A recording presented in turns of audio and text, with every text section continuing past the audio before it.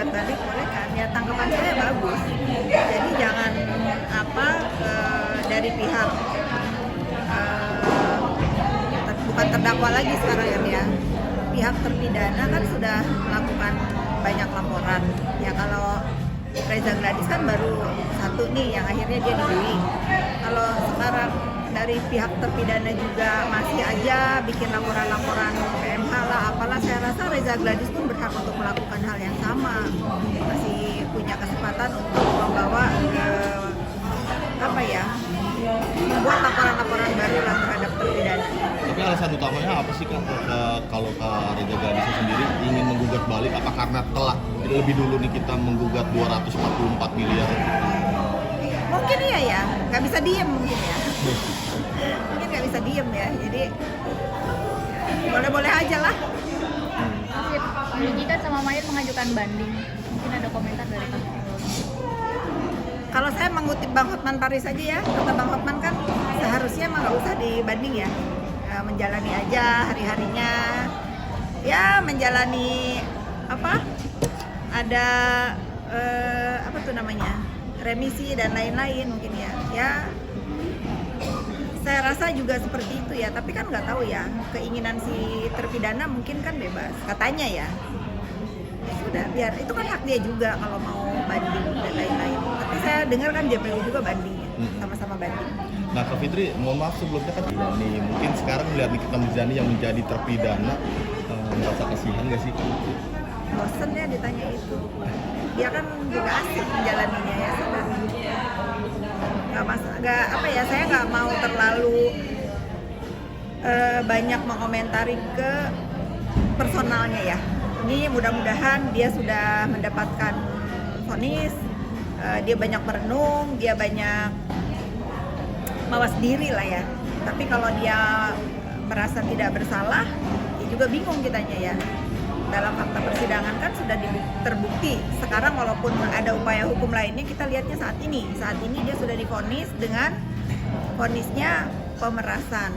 Stigma nama pemeras itu udah lagi melekat nih di diri dia gitu. Ya sudah, saya mah mendoakan ya menjalani apapun di hidupnya dengan sabar lah. Kalau bisa nasehatin ya seperti itu, karena udah terjadi kan. Kalau sama anak-anaknya nggak kasihan Kak? Anak-anaknya ada yang masih kecil.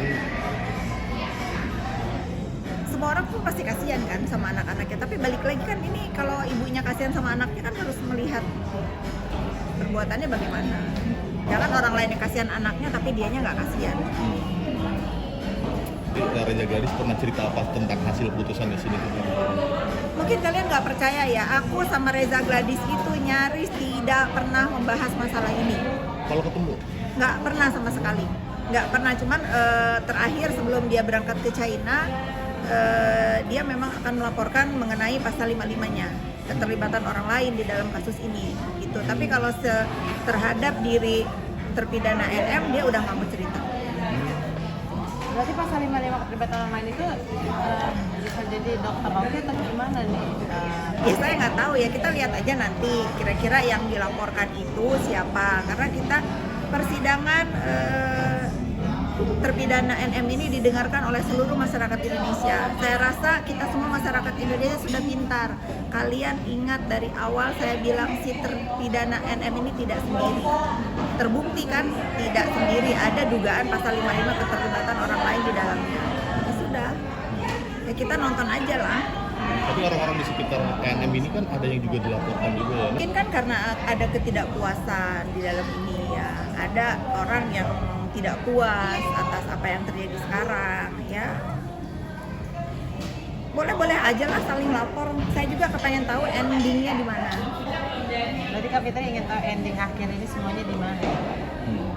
Mudah-mudahan endingnya menjadi pelajaran berarti banget buat masyarakat Indonesia ya.